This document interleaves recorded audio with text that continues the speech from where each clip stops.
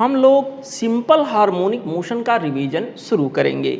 यहाँ पे simple harmonic motion बच्चों क्या होता है, कैसे होता है, उसके लिए क्या कंडीशंस होते हैं और उससे रिलेटेड जितनी भी बातें हैं इस चैप्टर में हम लोग उसके बारे में सीखेंगे। बच्चों यहाँ सिलेबस के पॉइंट ऑफ व्यू से ये चैप्टर बड़ा ज़रूरी होता है। इसका क्वेश्चन लगभग हर जगहों पे कहीं ना कहीं से कोरिलेट करके पूछा जाता है।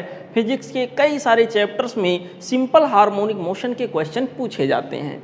तो फिलहाल यहाँ पर आइए, सिंपल हार्मोनिक मोशन क्या होता है ये जानने से पहले यहाँ पर बाकी और दो मोशन, पीरियाडिक मोशन और ऑसिलेटरी मोशन के बारे में बच्चों थोड़ा सा सीख लेते हैं। यहाँ पर सबसे पहली बात यह है कि बच्चों पीरियाडिक मोशन क्या होता है, पीरियाडिक मोशन या उसी को कहते हैं हार्मोनिक मोशन क्या होता है। यहाँ पे बच्चों पीरियाडिक मोशन हमारे पास एक ऐसा मोशन होता है जिसमें एक निश्चित टाइम इंटरवल के बाद कोई बॉडी अपने उसी पोजीशन को, उसी वेलोसिटी को, उसी काइनेमेटिक्स पैरामीटर को दोहरा रहा होता है, रिपीट कर रहा होता है। अगर कोई मोशन एक डेफिनेट टाइम इंटरवल के बाद बार बार रिपीट हो तो बच्चों ऐसे मोशन को हम लोग यहाँ पर पीरियाडिक मोशन का नाम देते हैं। मैं कह रहा हूँ मोशन रिपीट हो। मोशन रिपीट होने का सेंस हुआ मोशन से रिलेटेड जितने काइनेमेटिक्स पैरामीटर हैं, वेलोसिटी हुआ, फोर्स हुआ बच्चों, इसके अलावा एक्सीलरेशन हुआ, डिस्प्लेसमेंट हुआ, वो सारी चीज़ें बच्चों रिपीट हो रही हुई एक डेफिनेट टाइम इंटरवल के बाद, तो ऐसे सभी मोशन को हम लोग पीरियाडिक मोशन का नाम देते हैं। जैसे सपोज करिए यहाँ सन है, ये सन रहा और ये रहा कोई सा प्लेनेट, सपोज करिए हमारा अर्थ ही है, ये सन के चारों तरफ इस तरह से बच्चों रिवॉल्व कर रहा हो। मान लीजिए एक सर्कुलर पाथ पे रिवॉल्व कर रहा हो तो क्या होगा कि बच्चों यहाँ 365 दिन के बाद, आफ्टर 365 डेज लगभग यहाँ पे फिर इसी पोजीशन पे अर्थ होगा। यहाँ पर फिर से उतनी वेलोसिटी इसके पास होगी, उसी डायरेक्शन में वेलोसिटी होगी, उसके ऊपर लगने वाला जो बच्चों सेंट्रीपेटल फोर्स है फिर से उतना ही होगा। मतलब सारे काइनेमेटिक्स पैरामीटर एक निश्चित टाइम बाद यहाँ रिपीट हो रहे हैं। इसका मतलब ये जो मोशन है बच्चों ये कैसा मोशन है, पीरियाडिक मोशन है। ठीक है। दूसरा हमारे पास होता है बच्चों ऑसिलेटरी मोशन। ऑसिलेटरी मोशन क्या होता है, इसमें एक नया कंडीशन जुड़ जाता है। अगर कोई बॉडी एक निश्चित पॉइंट के टू एंड फ्रो इधर और उधर मोशन करे, यहाँ पर ऐसे मोशन को हम लोग नाम देते हैं ऑसिलेटरी मोशन। मेरे प्यारे बच्चों ऑसिलेटरी मोशन के लिए टू एंड फ्रो मोशन होना जरूरी है। टू एंड फ्रो का मतलब ये हुआ अगर इस पॉइंट से कभी पार्टिकल गुजरा है तो वापस इसे पार भी करेगा। ठीक है। किसी पर्टिकुलर पॉइंट से पार्टिकल अगर गुजर रहा है तो अपोजिट डायरेक्शन में फिर उसी पोजीशन से एक बार उसे गुजरना है। और ऐसा अगर मोशन हुआ बच्चों तो इसे हम ऑसिलेटरी मोशन का नाम देंगे। ठीक है। यहाँ पर मैं कहूँ ये कौन सा मोशन है, क्या ये ऑसिलेटरी मोशन है? हाँ सर, ऑसिलेटरी मोशन की कंडीशन को ये फुलफिल कर रहा टू एंड फ्रो मोशन है, that means this is oscillatory motion. क्या ये पीरियाडिक मोशन है? तो पीरियाडिक मोशन की शर्त को क्या ये पूरा कर रहा है, पहले ये देखते हैं। पीरियाडिक मोशन की शर्त ये थी, कंडीशन ये थी कि बॉडी अपने सभी काइनेमेटिक्स पैरामीटर को, मतलब अपने मोशन को एक डेफिनेट टाइम बाद रिपीट करे। चेक करते हैं। मान लीजिए अभी बॉडी इधर की ओर जा रहा है, कुछ समय बाद बॉडी यहाँ पर आएगा, फिर यहाँ पर जाएगा, फिर वहीं से गुजरेगा। यानी एक टाइम पीरियड बाद फिर से बॉडी उसी पोजीशन में होगा, उसी वेलोसिटी को फिर से रिपीट करेगा, उसी डिस्प्लेसमेंट में होगा। जीरो डिस्प्लेसमेंट में था तो जीरो डिस्प्लेसमेंट में फिर से आ जाएगा। बच्चों फोर्स की कंडीशन सब कुछ वही हो जाएगी। मतलब ये ऑसिलेटरी मोशन तो है ही है और पीरियाडिक मोशन भी है। मैं कहूँ क्या ये ऑसिलेटरी मोशन है? क्या ये वाला मोशन ऑसिलेटरी मोशन है? जवाब होगा सर ये ऑसिलेटरी मोशन नहीं है। ये कौन सा मोशन है? ये पीरियाडिक मोशन है, ना कि ये ऑसिलेटरी मोशन है। क्यों भाई ऑसिलेटरी क्यों नहीं है? क्योंकि मोशन टू एंड फ्रो नहीं है। इस पॉइंट से केवल जा रहा है, ऐसा नहीं कि उल्टा आएगा। ये बच्चों इस पॉइंट से गया था उल्टा भी आ रहा है, लेकिन यहाँ इस पॉइंट से गया तो फिर उसी पॉइंट से जाएगा, लेकिन उस पॉइंट से लौट कर उल्टा नहीं आएगा। टू एंड फ्रो मोशन यहाँ के अंदर नहीं हो रहा है, इसका मतलब ये ऑसिलेटरी मोशन नहीं है। मेरे प्यारे बच्चों, तमाम सारे एग्जाम्पल्स आपको मिल जाएंगे। मैं कह रहा हूँ कोई स्प्रिंग मास सिस्टम है, ऐसे यहाँ पर किसी स्मूथ सरफेस पे रखा हुआ है, अगर मैं इस मास को थोड़ा सा खींच के छोड़ूं तो ये टू एंड फ्रो इस तरह से मोशन करेगा। बच्चों आइडियली ये मोशन हमारे पास क्या होगा, क्या ये ऑसिलेटरी मोशन होगा? टू एंड फ्रो है, नो डाउट ऑसिलेटरी मोशन होगा। क्या ये पीरियाडिक मोशन होगा? आइडियल कंडीशन में बच्चों ये पीरियाडिक मोशन भी होगा, क्योंकि यहाँ पर बच्चों क्या होगा, एक निश्चित समय बाद फिर से वहीं से गुजरेगा, फिर से वहीं से गुजरेगा, फिर से वहीं से गुजरेगा, यहाँ कहीं जाके इसकी वेलोसिटी जीरो हो जाएगी, तो फिर एक निश्चित समय बाद वहाँ कहीं जाके वेलोसिटी जीरो हो जाएगी। यहाँ पर एक सभी काइनेमेटिक्स पैरामीटर बच्चों रिपीट हो रहे हैं, मतलब ये ऑसिलेटरी मोशन भी है, पीरियाडिक मोशन भी है। मेरे प्यारे बच्चों, यहाँ पे एक जो है अगला मोशन जो हमारे पास होता है उसको कहते हैं simple harmonic motion. Simple harmonic motion बच्चों एक स्पेशल तरह का ऑसिलेटरी मोशन होता है, जिसमें हमारा क्या होता है कि बच्चों अगर ऑसिलेटरी मोशन हो रहा है तो बॉडी अगर गया तो वापस भी आना है, वापस भी आना है, मतलब कोई तो वेलोसिटी को चेंज करा रहा है, और वेलोसिटी को चेंज कराने के लिए बच्चों यहाँ जिस फोर्स की आवश्यकता होती है उसे हम कहते हैं रीस्टोरिंग फोर्स। मेरे प्यारे बच्चों, जहाँ से मोशन का स्टार्टअप माना जाता है उसको मीन पोजीशन कहते हैं। This is mean position. Mean position बच्चों हमारे पास यहाँ हो गया, और मीन पोजीशन के टू एंड फ्रो मोशन हो रहा है। डिस्प्लेसमेंट यहाँ क्या होता है, रीस्टोरिंग फोर्स। पहली बात ऑसिलेटरी मोशन के लिए और बच्चों ऑसिलेटरी मोशन के अलावा सिंपल हार्मोनिक मोशन के लिए रीस्टोरिंग फोर्स का होना बहुत जरूरी है। यहाँ रीस्टोरिंग फोर्स जो होता है बच्चों, ये हमेशा किधर की ओर लगता है, बॉडी को रीस्टोर करना चाहता है, यहाँ हमेशा किधर की ओर लगता है, सेंटर की ओर लगता है, सेंटर की ओर। तो रीस्टोरिंग फोर्स बच्चों यहाँ पर हमेशा सेंटर की ओर लगेगा, इसकी डायरेक्शन हमेशा मीन पोजीशन की ओर रहेगी। मेरे प्यारे बच्चों, और डिस्प्लेसमेंट का मेजरमेंट जो करते हैं वो हमेशा मीन पोजीशन से शुरू करेंगे। मान लीजिए बॉडी यहाँ से मूव करके यहाँ गया, तो कितना डिस्प्लेसमेंट तय किया, डिस्प्लेसमेंट मतलब इनिशियल यहाँ, फाइनल यहाँ, इतना डिस्प्लेसमेंट तय किया एक्स। बॉडी यहाँ से मूव करके सपोज करिए यहाँ गया, कितना डिस्प्लेसमेंट तय किया, ये वाला डिस्प्लेसमेंट होगा। बॉडी यहाँ से मूव करके यहाँ गया, कितना डिस्प्लेसमेंट तय किया, इतना डिस्प्लेसमेंट तय किया। बॉडी यहाँ से मूव करके यहाँ गया, फिर यहाँ आ गया, बताइए कितना डिस्प्लेसमेंट तय किया, यहाँ गया। तो बच्चों इनिशियल पॉइंट डिस्प्लेसमेंट मेजर करने में हम कहाँ पे लेंगे, मीन पोजीशन पे, और फाइनल पॉइंट जहाँ भी पार्टिकल है।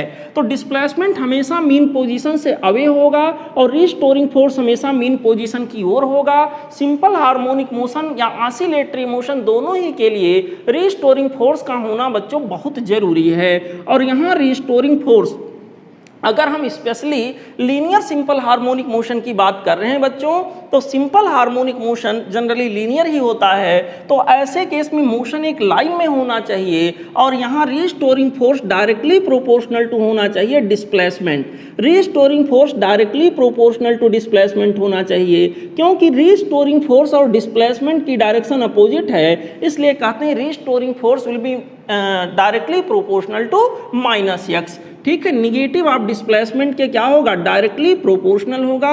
ये बच्चों यहाँ के अंदर कंडीशन आ गया, यहाँ के अंदर सिचुएशन आ गया। सब लोग ध्यानपूर्वक समझेंगे बच्चों।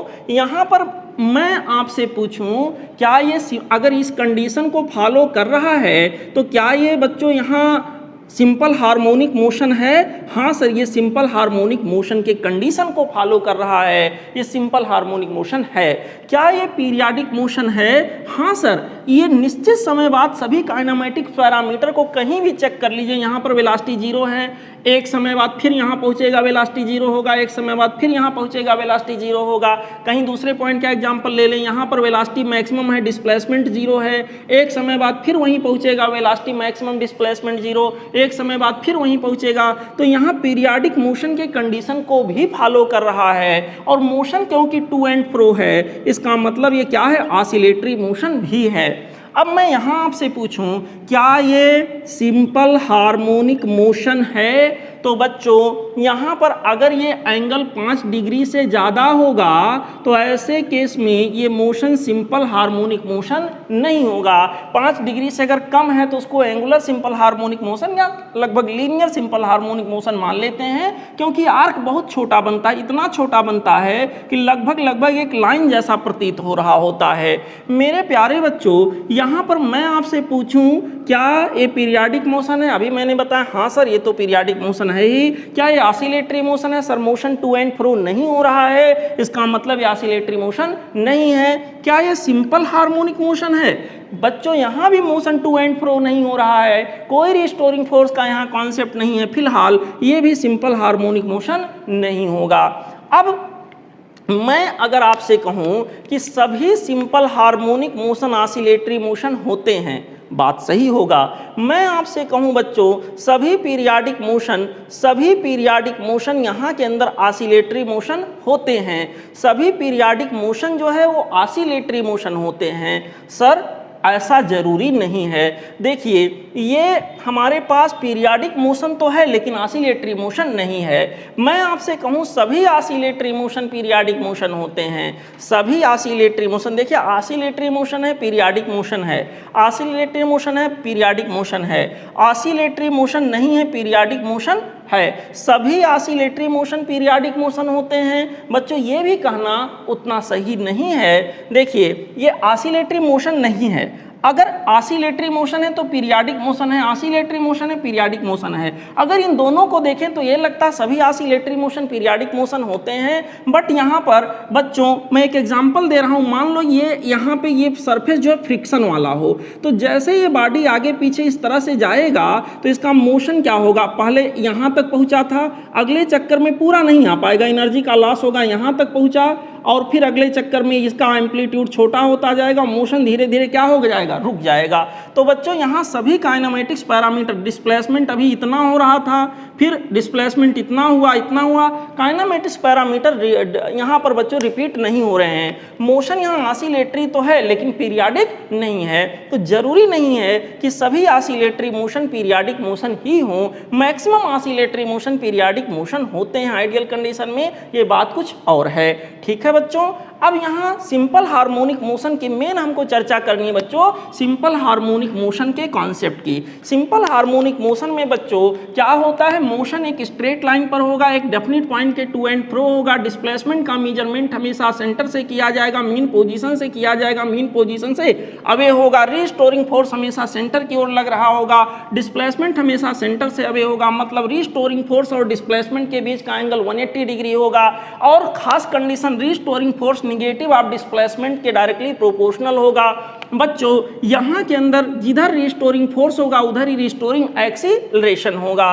यहाँ के अंदर अब इसी बात पे चर्चा करेंगे बच्चों। यहाँ पर रिस्टोरिंग फोर्स की मैं बात करूँ तो रिस्टोरिंग फोर्स या यूं कह लीजिए जिधर रिस्टोरिंग फोर्स है उधर ही रिस्टोरिंग एक्सीलरेशन है, तो restoring acceleration will be directly proportional to minus X, यहाँ भी होगा बच्चों इस तरह से, restoring acceleration will be directly proportional to minus of omega square X, यहाँ कांस्टेंट के रूप में ओमेगा स्क्वायर आ जाता है। मेरे प्यारे बच्चों इस प्रकार से हमारे पास अगर रिस्टोरिंग एक्सीलरेशन की, रिस्टोरिंग फोर्स की बात करें तो यहाँ के अंदर यम इंटू ए होता है, यहाँ इक्वल टू हो जाएगा यम इंटू ए होता है, और यम इंटू ए होगा तो हो जाएगा माइनस यम ओमेगा स्क्वायर एक्स होता है। बच्चों कुछ परिस्थितियों में यम ओमेगा स्क्वायर एक्स को हम लोग स्प्रिंग कांस्टेंट का नाम भी देते हैं, तो यहाँ पे रिस्टोरिंग फोर्स को लिखते हैं माइनस के एक्स। जैसे स्प्रिंग फोर्स के बारे में जब हम बात करेंगे तो यही वाला इक्वेशन यूज करेंगे। चलिए इसके आगे बढ़ते हैं बच्चों, आगे की बातों की चर्चा करते हैं।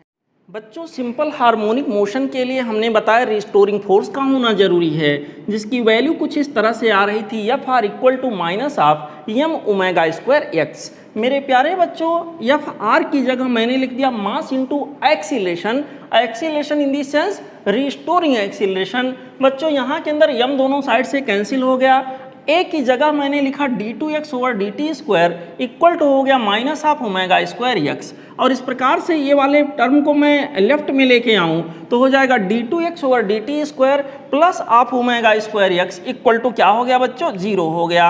ये कहलाता है differential equation of simple harmonic motion.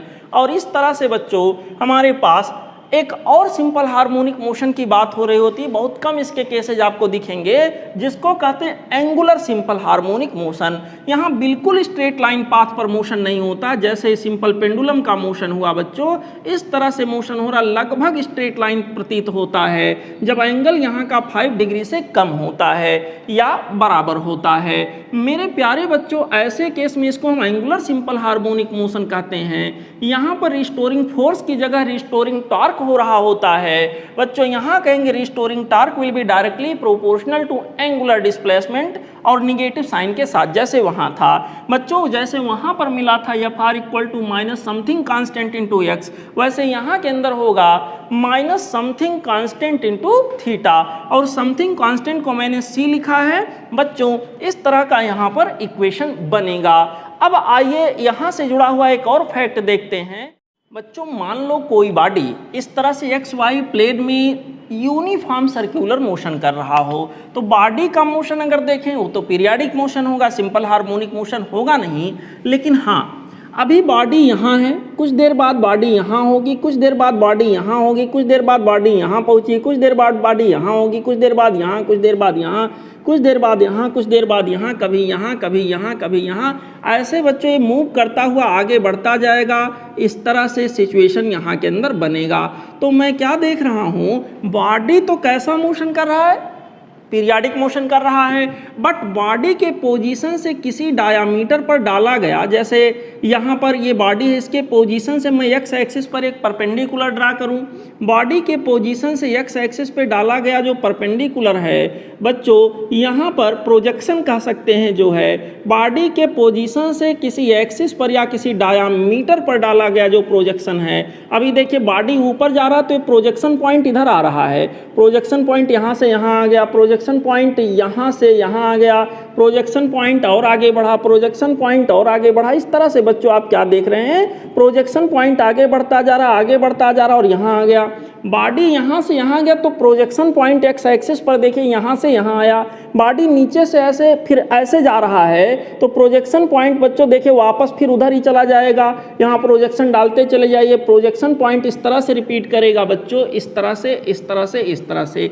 Body यहाँ से यहाँ गया, बॉडी के पोजीशन से एक्स एक्सिस पर डाला गया, प्रोजेक्शन पॉइंट यहाँ से यहाँ आया, बॉडी यहाँ से यहाँ गया तो बॉडी के पोजीशन से एक्स एक्सिस पर डाला गया, प्रोजेक्शन पॉइंट यहाँ से यहाँ आया। यानी बॉडी का मोशन पीरियाडिक मोशन है, बट बॉडी के पोजीशन से किसी डायामीटर जैसे कि एक्स एक्सिस पर डाला गया जो प्रोजेक्शन पॉइंट है उसका मोशन आप देखिए यूं हो रहा है। तो बच्चों यहाँ प्रोजेक्शन पॉइंट का जो मोशन होगा वो कैसा होगा, सिंपल हार्मोनिक मोशन होगा। याद रखिएगा, अगर कोई बॉडी यूनिफॉर्म सर्कुलर मोशन कर रहा है तो बॉडी के पोजीशन से यहाँ किसी भी डायामीटर पर, किसी भी डायामीटर, मैं एक्स का एग्जांपल ले रहा हूँ, ऐसे वाई का ले सकता हूँ या कोई और एक्सिस ले, कोई और यहाँ लाइन ले सकता हूँ डायामीटर के लॉन्ग, किसी भी डायामीटर पे डाला गया जो प्रोजेक्शन पॉइंट है उसका मोशन कैसा होगा, सिंपल हार्मोनिक मोशन होगा। मान लीजिए ये वाले सिचुएशन में बॉडी है, t इक्वल टू 0 से चलना शुरू किया था, t इक्वल टू t पर यहाँ कहीं है, ओमेगा एंगुलर वेलोसिटी से बॉडी घूम रहा था। अगर मैं यहाँ पर अगर बच्चों देखूँ कि यहाँ से x एंगल बन रहा है और यहाँ से मैं ले लूँ cos थीटा, तो cos थीटा की वैल्यू आ जाएगी x, ये मान लेते हैं ये दूरी हमारी x है, cos थीटा की वैल्यू यहाँ के अंदर हो जाएगी x divided by this much मतलब रेडियस हो जाएगा, डिवाइडेड बाई r। मेरे प्यारे बच्चों, जो सिंपल हार्मोनिक मोशन हो रहा है उसका जो एम्पलीट्यूड होगा वो रेडियस के बराबर होगा। इसी को मैं एक्स बाई ये लिख दूँ, r फॉर एम्पलीट्यूड यहाँ के अंदर हो गया, तो x की वैल्यू हमारे पास आ जाएगा r cos थीटा, थीटा की वैल्यू हमारे पास होगी ओमेगा बाई टी। यहाँ t समय में थीटा एंगल यानी थीटा की सॉरी माफ़ करिएगा, ओमेगा की वैल्यू थीटा बाई टी हो जाएगा, थीटा की वैल्यू ओमेगा टी हो जाएगा। x की वैल्यू बच्चों हो गया r cos of omega T, ऐसे आ गया। और आर के जगह पर मैं यहाँ एम्पलीट्यूड ये लिख देता हूँ, SHM का एम्पलीट्यूड आ गया ये cos ओमेगा टी के बराबर आ गया। इसी तरह बच्चों मैं वाई एक्सिस पर अगर SHM को एनालाइज करूँ तो मैं यहाँ के अंदर साइन थीटा ले लूँगा और साइन थीटा इक्वल टू आ जाएगा वाई, मान लेते हैं ये वाई एक्सिस पर ये दूरी हमारी वाई है बच्चों, यहाँ के अंदर वो आ जाएगा वाई डिवाइडेड बाई आर। यहाँ के अंदर बच्चों अगर वाई एक्सिस पर जाके देखें तो इक्वेशन मिलेगा वाई इक्वल टू ये साइन ऑफ ओमेगा टी। तो यहाँ लगभग अंदाजा लग रहा है डिस्प्लेसमेंट इक्वेशन SHM का क्या होगा। यहाँ के अंदर बच्चों डिस्प्लेसमेंट इक्वेशन SHM का क्या होगा, यहाँ पर अगर इस तरह से इक्वेशन को बनाते हैं तो ये भी जरूरी होता है कि मोशन कहाँ से स्टार्ट हो रहा है। मोशन जहाँ से स्टार्ट हुआ वहाँ x की वैल्यू मैक्सिमम थी बच्चों, यानी कि अभी थोड़ी देर बाद हम फेज पढ़ेंगे, वहाँ पर हमारा इनिशियल फेज अगर x के अलांग देखेंगे, x के अलांग SHM को देखेंगे तो उस केस में इनिशियल फेज 90 डिग्री रहा होगा। और यहाँ पर अगर y के अलांग देखें, बॉडी हमारा यहाँ पर है मतलब y की वैल्यू 0 है, जहाँ से मोशन स्टार्ट हो रहा है वहाँ y 0 है, मतलब मोशन y एक्सिस के अलांग अगर देखें तो मीन पोजीशन से शुरू होगा, इनिशियल फेज 0 आएगा। थोड़ी देर बाद आपको समझा देंगे उसको क्या है वो। बच्चों इक्वेशन बनेगा y equal to A sine omega T. अब बच्चों यहाँ सिंपल हार्मोनिक मोशन का अगर इक्वेशन हम लिखें जिसमें सारी चीज़ें आ जाएं तो ऐसे लिखूंगा बच्चों, मान लेते हैं x के अलांग सिंपल हार्मोनिक मोशन हो रहा है तो x जो कि टाइम पर डिपेंडेंट होगा, मैं लिखूंगा ये एम्पलीट्यूड, यहाँ के अंदर हो जाएगा साइन या कॉस कुछ भी हो सकता है, यहाँ ओमेगा टी प्लस माइनस, यहाँ के अंदर बच्चों ओमेगा टी प्लस माइनस यहाँ पर मैं लिख देता हूँ थीटा। मेरे प्यारे बच्चों यहाँ पर क्या होगा, x क्या होगा, सिंपल हार्मोनिक मोशन जिस एक्सिस के अलांग हो रहा है उस एक्सिस के अलांग कितना डिस्प्लेसमेंट है, ये को हम कहेंगे मैक्सिमम डिस्प्लेसमेंट SHM का। SHM के मैक्सिमम डिस्प्लेसमेंट को बच्चों हम SHM का एम्पलीट्यूड बोलते हैं। ये पूरा sign omega T plus minus theta या फाई जो यहाँ के अंदर है बच्चों, ये हम कहते हैं, इसको पूरे को कहेंगे हार्मोनिक टर्म। ये जो आर्गूमेंट साइन का यहाँ के अंदर लिया गया है इसको कहते हैं फेज। आर्गूमेंट जो यहाँ के अंदर लिया गया फेज, यानी फेज की वैल्यू मैं देखूँ साइन के आर्गूमेंट में जो भी है उसको हम फेज कहते हैं बच्चों। फेज की वैल्यू हमारे पास हो गई omega T plus minus phi.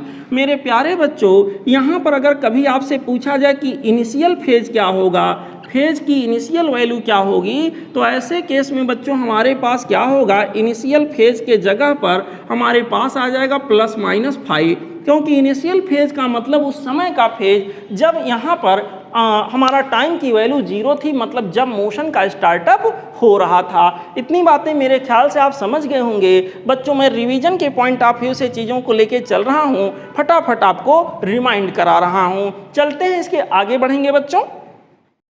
तमाम सारे सवाल आपके यहाँ ये आते हैं, कोई सिंपल हार्मोनिक मोशन का इक्वेशन आपको दे दिया जाएगा और आपसे कहा जाएगा कि सर आप ये बताइए यहाँ पर इनिशियल फेज कितना है। इनिशियल फेज का मतलब उस समय का फेज बच्चों जब t की वैल्यू 0 हो, मतलब जब मोशन का शुभारंभ हुआ, मोशन स्टार्ट हुआ हो। मेरे प्यारे बच्चों फॉर एग्जांपल मैंने लिखा x इक्वल टू ये sine of omega T plus phi. अब यहाँ पर अगर मैं पूछूं इनिशियल फेज क्या होगा, सबसे पहले आप लोग जान जाओ फेज क्या होगा।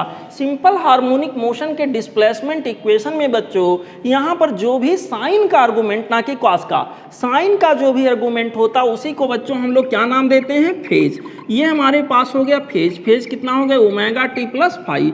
यहीं पर मैं आपसे पूछूं इनिशियल फेज क्या होगा, इनिशियल फेज का मतलब जब मोशन का स्टार्टअप हुआ होगा, मोशन का स्टार्टअप हुआ होगा मतलब टी की वैल्यू 0 रही होगी, मतलब इनिशियल फेज यहाँ के अंदर क्या हो गया बच्चों, फाई।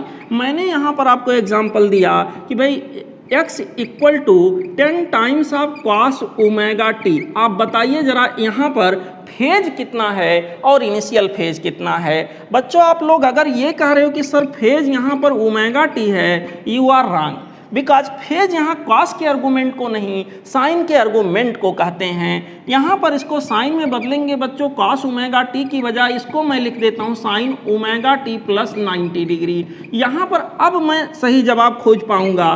साइन का जो भी आर्गूमेंट बच्चों यहाँ के अंदर आया उसी को मैं फेज कहूँगा। फेज हमारे पास हो गया ओमेगा टी प्लस 90 डिग्री। यहाँ पर बच्चों मैं आपसे पूछूं इनिशियल फेज क्या रहा होगा। Initial phase in the sense motion का शुभारंभ इन दी सेंस टी की वैल्यू 0, टी की value 0 in the sense initial phase 90 degree आ गया या π/2 रेडियन आ गया। बच्चों ऐसे तमाम सारे एग्जाम्पल लिए जा सकते हैं। मैंने कहा यहाँ पर x = 5 times of sine of omega T plus आप 30 डिग्री है। आप बताइए फेज क्या होगा और इनिशियल फेज क्या होगा। फेज बच्चों हमारे पास साइन का आर्गूमेंट होगा जो कि ओमेगा टी प्लस 30 डिग्री के बराबर हो गया। इनिशियल फेज मतलब उस समय का फेज जब टी की वैल्यू 0 हो, मोशन की शुरुआत हुई हो। टी को 0 करेंगे क्या बनेगा 30 degree, 30 degree in the sense π/6 हो जाएगा, ठीक है, रेडियन में। यहाँ के अंदर बच्चों ऐसे तमाम सवाल आपको मिलेंगे जिसका सामना आपको करना पड़ेगा।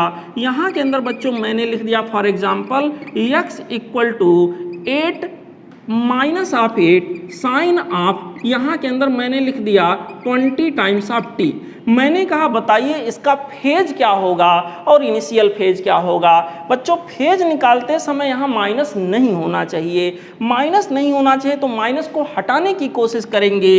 इसको मैं लिखूंगा x = 8 sine of omega T के जगह पर हमारे पास है 20t प्लस यहाँ 180 डिग्री या पाई रेडियन कर सकते हैं। बच्चों sine 180 plus theta equal to होता है माइनस साइन थीटा। मेरे प्यारे बच्चों ऐसे केस में हमारे पास अब देखिए साइन का आर्गूमेंट जो आया वही क्या कहलाएगा फेज। फेज हमारे पास हो गया 20t प्लस ऑफ 180 डिग्री। यहाँ के अंदर बच्चों अगर मैं आपसे पूछूं कि इनिशियल फेज बताइए क्या होगा, इनिशियल फेज निकालते समय t को 0 कर लो बच्चों, कितना आ गया 180 डिग्री आ गया, ठीक है। यहाँ के अंदर या रेडियन में जनरली आंसर देना होता है तो पाई रेडियन हो गया। ऐसे ही मान लीजिए मैंने अगला एग्जांपल आपको दे दिया कि x = ये साइन ओमेगा टी प्लस 5 है और y = यहाँ के अंदर है b साइन ऑफ या कॉस ऑफ कह देते हैं, cos of omega T plus 5 है। मैंने कहा दोनों में फेज का डिफरेंस क्या होगा। बच्चों फेज का डिफरेंस, इसका फेज तो दिख रहा है लेकिन इसका नहीं दिख रहा है। कैसे दिखेगा, जब कॉस को मैं क्या लिख दूँ साइन, यहाँ के अंदर हो जाएगा b, कॉस की जगह पर जब मैं साइन लिखूंगा बच्चों तो यहाँ पर प्लस 90 डिग्री करना पड़ेगा। अब दोनों के फेज हमको दिखने लगे, दोनों के फेज का डिफरेंस हम निकालने जाएंगे तो यहाँ पर डिफरेंस जो फेज का होगा वो 90 डिग्री के बराबर आ जाएगा। आई होप फेज क्या होता है और इनिशियल फेज क्या होता है उसको पहचानना आप सीख गए होंगे बच्चों। आइए कुछ और बातों की यहाँ स्टडी करते हैं। बच्चों एक बड़ा कॉमन सा क्वेश्चन सिंपल हार्मोनिक मोशन में अक्सर इसकी ज़रूरत पड़ती है, वो ये होता है इनिशियल फेज कब कहाँ कितना होगा। तो बच्चों इनिशियल फेज का मतलब होता है कहाँ से मोशन की शुरुआत हुई है। मान लीजिए x एक्सिस के अलांग कोई सिंपल हार्मोनिक मोशन हो रहा है, ये रहा एम्पलीट्यूड, ये रहा बच्चों एम्पलीट्यूड, ये निगेटिव वाला हिस्सा, ये पॉजिटिव वाला हिस्सा, ये मीन पोजीशन के टू एंड फ्रो SHM हो रहा है ऐसे। यहाँ पर मैं पूछूं बॉडी कहाँ से SHM करना शुरू किया होगा, तो ये तो कहीं से भी कर सकता है depending on the situation, depending on the given equation, कहीं से भी शुरू कर सकता है। जहाँ से शुरू करेगा वहाँ पर वो किस अवस्था में, किस फेज में है, किस सिचुएशन में, वहाँ के फेज को बच्चों हम लोग इनिशियल फेज का नाम देते हैं। तो यहाँ पर बच्चों मैं कुछ यहाँ डिराइव करके आपको दिखाता हूँ जल्दी जल्दी। बच्चों इनिशियल फेज कहाँ पे कितना होगा, मैं सोचना चाहता हूँ अगर मीन पोजीशन से शुरू करे तो इनिशियल फेज कितना लेके शुरू करेगा, अगर x = a/2 से शुरू करे तो इनिशियल फेज कितना लेके शुरू करेगा, अगर x = +a से शुरू करे तो इनिशियल फेज कितना उसके पास रहेगा। तो बच्चों यहाँ के अंदर मैं क्या करूँगा, सपोज करिए मोशन स्टार्ट हो रहा है एट t = 0, मोशन का स्टार्टअप मैं मान लेता हूँ x = 0 से हुआ है। मेरे प्यारे बच्चों अगर ऐसा हुआ होगा तो हम लिखेंगे x = a sine of omega T plus 5। SHM का स्टैंडर्ड इक्वेशन लिखेंगे और यही वाला इक्वेशन आप लिखोगे नहीं तो कंफ्यूजन होगा। यहाँ के अंदर बच्चों क्या होगा, x की वैल्यू उस पोजीशन पे जहाँ पे मोशन को स्टार्ट होता हुआ हम मान रहे हैं उस पोजीशन के जगह जितनी भी x की वैल्यू है रख लेंगे और उस पोजीशन पर बच्चों टाइम की वैल्यू जितनी भी है रख लेंगे। इनिशियल फेज निकालने जा रहे हैं तो टाइम की वैल्यू क्या लेंगे, 0। यहाँ के अंदर 0 + फाई, यहाँ के अंदर हो जाएगा साइन फाई, यानी बच्चों साइन फाई सब कुछ मिला जुला करके क्या आ गया, 0। साइन फाई अगर 0 आया बच्चों तो दो सिचुएशन यहाँ बनेंगे, या तो फाई की वैल्यू 0 डिग्री होगी या तो फाई की वैल्यू 180 डिग्री होगी। अब इनिशियल फेज x = 0 से अगर कोई बॉडी शुरू कर रहा है एसएचएम करना तो दो संभावनाएं हैं बच्चों, यहाँ पर या तो बॉडी ऐसे राइट वर्ड जा रहा हो या तो लेफ्ट वर्ड जा रहा हो। मेरे प्यारे बच्चों समझ लीजिए यहाँ दो इसीलिए इंफॉर्मेशन मुझे मिल रहा है। इनिशियल फेज 0 डिग्री का मतलब बॉडी मीन पोजीशन से शुरू तो कर रहा है लेकिन मोशन कर रहा है अलोंग पॉजिटिव x डायरेक्शन या अलोंग पॉजिटिव x एक्सिस, ठीक है। और यहाँ के अंदर बच्चों 180 डिग्री से अगर इनिशियल फेज हम मान रहे हैं इसका मतलब बॉडी मीन पोजीशन से शुरू तो किया है लेकिन मोशन किधर कर रहा है, नेगेटिव x के अलोंग कर रहा है। ये बच्चों इनिशियल फेज 180 डिग्री हो गया। सपोज करिए बॉडी यहाँ से मोशन की शुरुआत ना करके यहाँ कहीं से कर रहा हो तो क्या होगा बच्चों, मैं मान लेता हूँ मैं ऐसे मान लेता हूँ एट t = 0, यानी मोशन की शुरुआत कब हो रही है, x = +a/2 से। अगर ऐसा हो रहा होगा तो स्टैंडर्ड इक्वेशन एसएचएम का लिखेंगे ये साइन ω/t + फाई। मेरे प्यारे बच्चों वहाँ पर करस्पॉन्डिंग वैल्यूज हम रखेंगे, x की जगह रखेंगे a/2, ये यहाँ के अंदर आ गया साइन, t की जगह क्या रखेंगे 0 और यहाँ के अंदर हो गया फाई। बच्चों यहाँ के अंदर साइन फाई की वैल्यू अगर मैं देखूँ तो 1/2 आ जाएगा। साइन फाई अगर 1/2 आया तो फाई की वैल्यू 30 डिग्री होगा और 30 डिग्री के अलावा एक और वैल्यू होगा बच्चों, यहाँ के अंदर 30 डिग्री के अलावा एक और वैल्यू होगा और वो वैल्यू हमारे पास होगा 150 डिग्री। इसका मतलब ये हुआ कि 30 डिग्री अगर इनिशियल फेज है मतलब मोशन की शुरुआत हमारे पास हो रही कहाँ से, x = +a/2 से, और मोशन प्रोसीड किधर कर रहा, पॉजिटिव पीक की ओर, पॉजिटिव एक्सट्रीम इसको कहते हैं, पॉजिटिव एक्सट्रीम की ओर जा रहा है। इनिशियल फेज 30 डिग्री लेंगे और अगर इनिशियल फेज 150 डिग्री कर रहे हैं समझ जाइएगा मोशन a/2 से शुरू तो हो रहा है लेकिन मोशन का यहाँ प्रोसीडिंग किधर हो रहा है बच्चों, मीन पोजीशन की ओर हो रहा होगा, ऐसे हो रहा होगा। मैं यहाँ पर इसको इनिशियल फेज 150 डिग्री लूँगा। मेरे प्यारे बच्चों यहाँ पर फिर आते हैं, मान लेते हैं मोशन की शुरुआत x = +a से हो रहा हो, x = +a से हो रहा हो तो यहाँ पर x की जगह +a रखेंगे और इसको सॉल्व करेंगे तो साइन फाई की वैल्यू यहाँ के अंदर 1 आ जाएगी। इसका मतलब ये हुआ फाई की वैल्यू 90 डिग्री हो जाएगा। अगर मोशन की शुरुआत मैं यहाँ से मानूँ बच्चों तो यहाँ के अंदर फाई की वैल्यू कितना हो जाएगा, 90 डिग्री के बराबर हो जाएगा। इनिशियल फेज यहाँ के अंदर 90 डिग्री के बराबर आ जाएगा, समव्हाट लाइक दिस, ठीक है। तो ये है इनिशियल फेज का बदलाव। बॉडी अगर एसएचएम करा तो कहीं से भी कर सकता है, यहाँ से करे तो कितना इनिशियल फेज होगा, इधर जाए तो कितना इनिशियल फेज होगा, इधर जाए तो कितना इनिशियल फेज होगा। सिमिलरली यहाँ के अंदर बच्चों हम अगला सिचुएशन देखेंगे, ऐसे इधर का भी निकाला जा सकता है। अगर बॉडी -a/2 से शुरू करेगा और नेगेटिव एक्सट्रीम की ओर जाएगा तो इनिशियल फेज यहाँ के अंदर बच्चों 210 डिग्री होगा और अगर बॉडी बच्चों यहाँ पर हमारे पास -a पर होगा तो इनिशियल फेज यहाँ के अंदर बच्चों हमारे पास आ जाएगा 270 डिग्री और बॉडी अगर यहाँ से मोशन करे बट वो मीन पोजीशन की ओर जाए तो ऐसे सिचुएशन में बच्चों यहाँ का इनिशियल फेज हम लेंगे 330 डिग्री। यहाँ पर बच्चों ये वाला डायग्राम जो अभी आपके सामने बन के आया ये बड़ा ही जरूरी डायग्राम है बच्चों, इसको ध्यान से दिमाग में बैठा लीजिए। कभी कभी ये अगर दिमाग में फिट रहता है तो बिना बहुत बड़ा कैलकुलेशन किए हम बहुत बड़े बड़े सवाल को बहुत आसानी से सॉल्व कर लेते हैं, समय बच जाता है और क्वेश्चन भी बिल्कुल एक्यूरेसी से सही हो जाता है। बच्चों अब हम लोग देख लेते हैं कि कोई पार्टिकल अगर सिंपल हार्मोनिक मोशन कर रहा हो तो डिफरेंट पोजीशन पर उसकी वेलोसिटीज क्या क्या होंगी। हम लोगों ने अभी देखा डिस्प्लेसमेंट इक्वेशन आ रहा था ये साइन ऑफ ω t + फाई, ऐसे।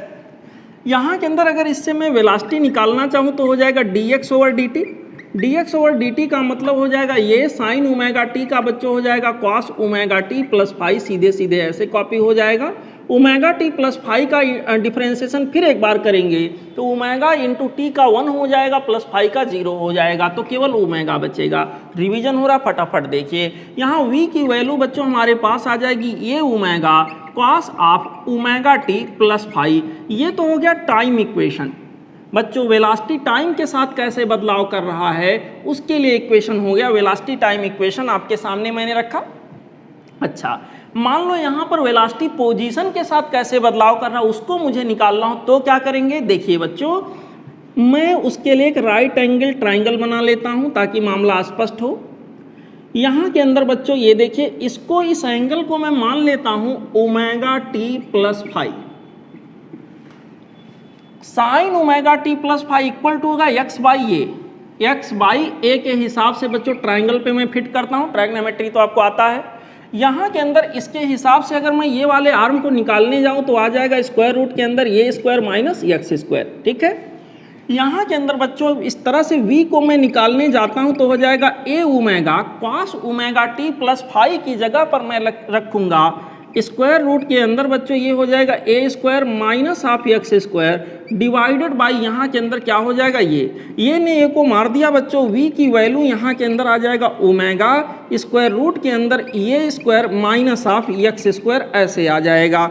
ये बच्चों वेलोसिटी आ गया। सिंपल हार्मोनिक मोशन करते हुए पार्टिकल की वेलोसिटी यहाँ पोजीशन के साथ कैसे वेरी करेगा उसके लिए बच्चों एक इक्वेशन मैंने निकाला है। अब अगर यहाँ पर मैं एक डिफरेंट पोजीशन लेकर कंपेरिजन करना चाहूँ, this is X equal to 0, this is X equal to plus A that is positive extreme, this is X equal to minus A that is negative extreme. इस पर्टिकुलर पोजीशन पे मैं velocity check करना चाहूँ क्या होगा।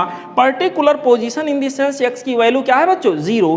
X की value 0 अगर है तो अगर एक्स के जगह मैं 0 रखता हूँ तो मुझे क्या मिलेगा, ये बाहर आ जाएगा, ये स्क्वायर का ये बाहर आ गया ए ओमेगा। यहाँ पर वेलोसिटी मैक्सिमम मुझे मिलेगा जो कि क्या होगा ए ओमेगा। मेरे प्यारे बच्चों, अगर मैं एक्स इक्वल टू प्लस या माइनस माफ करिएगा, एक्स इक्वल टू प्लस ये पॉजिटिव एक्सट्रीम या माइनस यानी निगेटिव एक्सट्रीम पर मैं वेलोसिटी निकालना चाहूँ तो मुझे पहले से पता है यहाँ जाएगा तो बॉडी रुकेगा क्षण मात्र के लिए फिर वापस आएगा। मेरे प्यारे बच्चों, अगर x की वैल्यू मैं ये या माइनस ये रख दूं तो माइनस ए का स्क्वायर भी प्लस ये स्क्वायर हो जाएगा। इसका मतलब ये स्क्वायर माइनस ए स्क्वायर क्या आ जाएगा 0। तो वेलोसिटी ऐसे पर्टिकुलर पोजीशन पर क्या आ जाएगा 0। यहाँ वेलोसिटी मिनिमम होएगी और कितनी होएगी 0। यहाँ वेलोसिटी मिनिमम होएगी और कितनी होएगी बच्चों 0 होगी, ठीक है। यहाँ ये सिचुएशन आएगा। मेरे प्यारे बच्चों ध्यान से देखो, अगर मैं यहाँ पर सिंपल हार्मोनिक मोशन का पोजीशन वाला इक्वेशन और वेलोसिटी वाला इक्वेशन इन दोनों को कंपेयर करूँ तो इसमें sine omega T plus phi है और यहाँ cos omega T plus phi है। ओमेगा टी प्लस फाई यहाँ भी है, ओमेगा टी प्लस फाई यहाँ भी है, बशर्ते यहाँ कॉस है यहाँ साइन है। इसलिए वेलोसिटी और डिस्प्लेसमेंट में अगर मैं फेज का डिफरेंस पूछूं क्या होगा तो फेज का डिफरेंस आ जाएगा 90 डिग्री। फेज में कौन आगे होगा, वेलोसिटी आगे होगा कि डिस्प्लेसमेंट आगे होगा बच्चों। फेज में आगे अगर कोई होगा तो वेलोसिटी होगा, बिकॉज इसको साइन बनाने के लिए मुझे इसके अंदर प्लस 90 डिग्री करना पड़ेगा, तब मामला यहाँ बैलेंस होगा। ये सारे सिचुएशन यहाँ के अंदर बनेंगे, तो ध्यान में रखिएगा। और अगर मैं वेरिएशन की बात करूँ, जितने एंगुलर वेलोसिटी से हमारा डिस्प्लेसमेंट में वेरिएशन होगा उतने एंगुलर वेलोसिटी से या उतने एंगुलर फ्रीक्वेंसी से मैं कह सकता हूँ वेलोसिटी में भी वेरिएशन, स्पीड में भी वेरिएशन यहाँ के अंदर देखा जाएगा एसएचएम करते हुए पार्टिकल के लिए, ठीक है बच्चों। तो अब हम लोग आगे बढ़ेंगे और वेलोसिटी के आगे की बातें बच्चों करेंगे, चर्चा में लाएंगे, जिसको हम लोग कहते हैं एक्सीलरेशन।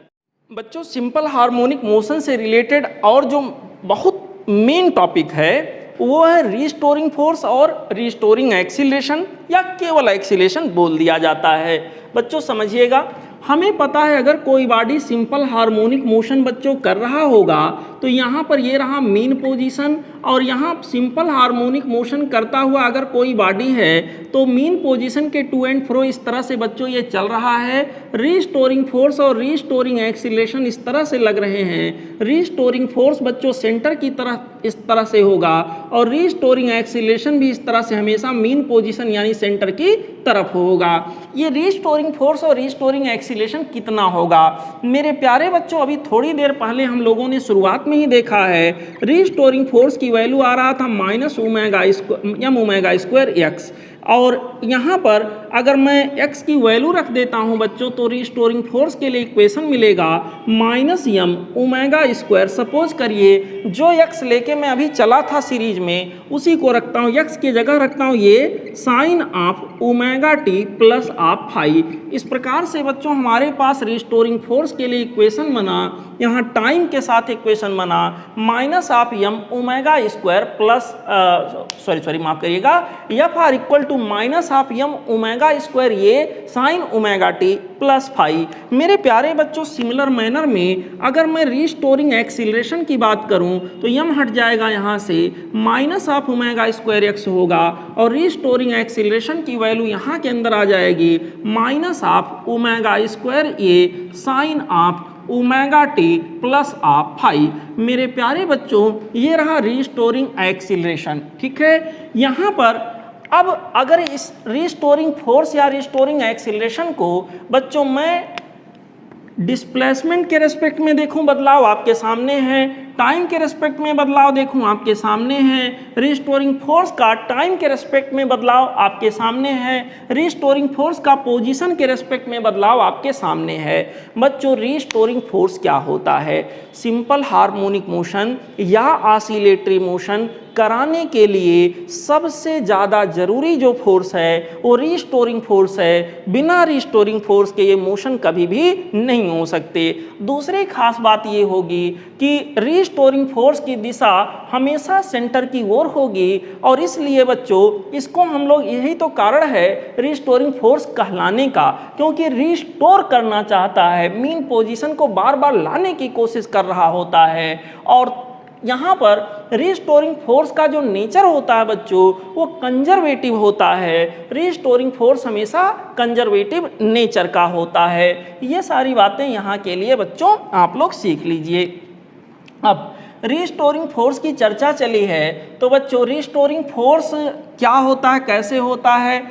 अगर इसको मैं यहाँ दिखाने का प्रयास करूँ कि कहाँ पे मैक्सिमम और कहाँ पे मिनिमम होगा, तो देखिए जहाँ पे x की वैल्यू मैक्सिमम होगी, जैसे x की वैल्यू प्लस ये रख दूँ यहाँ पर, और यहाँ पर मैं पूछूँ रीस्टोरिंग फोर्स की वैल्यू क्या होगी, तो x के जगह प्लस ये रखोगे तो रीस्टोरिंग फोर्स की वैल्यू आ जाएगी यहाँ के अंदर -m²। ये मैक्सिमम होगा but negative in the sense वो निगेटिव x एक्सिस की ओर लग रहा होगा। मैग्नीट्यूड वाइज अगर देखें तो क्या होगा, मैक्सिमम होगा। ठीक है बच्चों, x की वैल्यू माइनस से रख दें तो अपने आप ये प्लस में बन जाएगा। Fr यहाँ के ऊपर हो जाएगा बच्चों m²। ये मैक्सिमम रीस्टोरिंग फोर्स आ गया, यानी पॉजिटिव या निगेटिव एक्सट्रीम पर अगर जाएंगे तो मैग्नीट्यूड में रीस्टोरिंग फोर्स क्या होगा, मैक्सिमम होगा। यहाँ पॉजिटिव आएगा क्योंकि ये पॉजिटिव x की ओर ले जाने का प्रयास करेगा। यहाँ वास्तव में निगेटिव आ रहा था क्योंकि ये निगेटिव x की ओर ले जाने का प्रयास कर रहा था। बशर्ते मैग्नीट्यूड में बच्चों चाहे पॉजिटिव एक्सट्रीम हो या निगेटिव एक्सट्रीम हो, रीस्टोरिंग फोर्स मैग्नीट्यूड वाइज दोनों जगहों पे क्या होगा, सेम होगा। मेरे प्यारे बच्चों, यहाँ पर अगर रीस्टोरिंग फोर्स में सेंटर पे पूछूं क्या होगा, दैट विल बी 0, क्योंकि सेंटर पर x की वैल्यू क्या हो जाएगी बच्चों, 0 हो जाएगी। तो रीस्टोरिंग फोर्स भी यहाँ के अंदर क्या होगा, 0। जहाँ जहाँ रीस्टोरिंग फोर्स मैक्सिमम, वहाँ वहाँ एक्सीलरेशन भी क्या होगा, मैक्सिमम होगा। वहाँ वहाँ बच्चों एक्सीलरेशन का मैग्नीट्यूड भी क्या होगा, मैक्सिमम होगा। आई होप आप समझ गए होंगे। इसका मतलब एक्सीलरेशन जो हमारे पास होगा, सिंपली ये लिख देता हूँ, क्या होगा, सेंट्रल पोजीशन पे 0 होगा। पॉजिटिव और निगेटिव एक्सट्रीम पोजीशन पर एक्सीलरेशन का मैग्नीट्यूड ω² ये होगा जो कि मैक्सिमम होगा। बच्चों अब आइए यहाँ पर हम लोग कंपेयर करते हैं कि अगर हमारे पास displacement of simple harmonic motion हो, वेलोसिटी हो, और एक्सीलरेशन हो, रिस्टोरिंग फोर्स हो, तो इनके बीच बदलाव कैसे कैसे हो रहा है, कितने कितने डिग्री का फेज डिफरेंस है, सब एक दूसरे से रखते हैं। आइए समझने का प्रयास करते हैं। बच्चों मान लेते हैं डिस्प्लेसमेंट का इक्वेशन सिंपल हार्मोनिक मोशन के लिए x equal to a sine omega T. Velocity का इक्वेशन इस प्रकार से डिफ्रेंशिएट करने के बाद अभी हम लोगों ने देखा था, मैंने यहाँ सिंपली ओमेगा टी माना है। अभी तक डिस्कशन में मैंने +5 भी किया था, चाहो तो आप कर सकते हो, कोई दिक्कत नहीं है। बस मुझे कुछ चीज़ें यहाँ दिखानी है। वेलोसिटी के लिए अगर हम निकालेंगे एक्सप्रेशन तो आ जाएगा ये omega cos omega T. Acceleration के लिए निकालेंगे -12 ये omega square sine omega T. और अगर फोर्स के लिए, रिस्टोरिंग फोर्स के लिए निकालेंगे तो आ जाएगा यहाँ के अंदर -12 m ओमेगा स्क्वायर ये साइन ओमेगा टी, ऐसे आ जाएगा। बच्चों समझो इस बात को। पहले तो स्टैंडर्ड फॉर्मेट में हम सबको रख लेते हैं, सब में साइन का टर्म आना चाहिए और प्लस में आना चाहिए। जैसे यहाँ पर कॉस है तो इसको मैं साइन बना दूँ, इसको मैं लिखूँगा a omega sine of omega T plus 90 degree.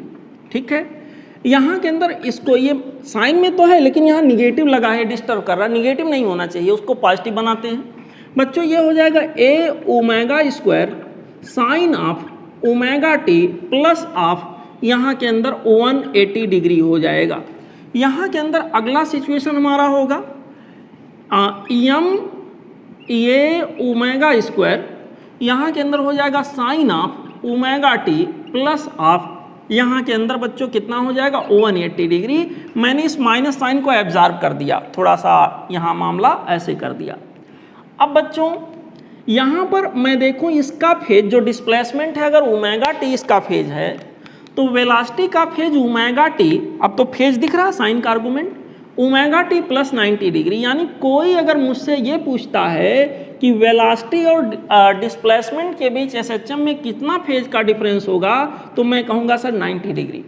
Phase में कौन आगे होगा? वेलोसिटी आगे होगा।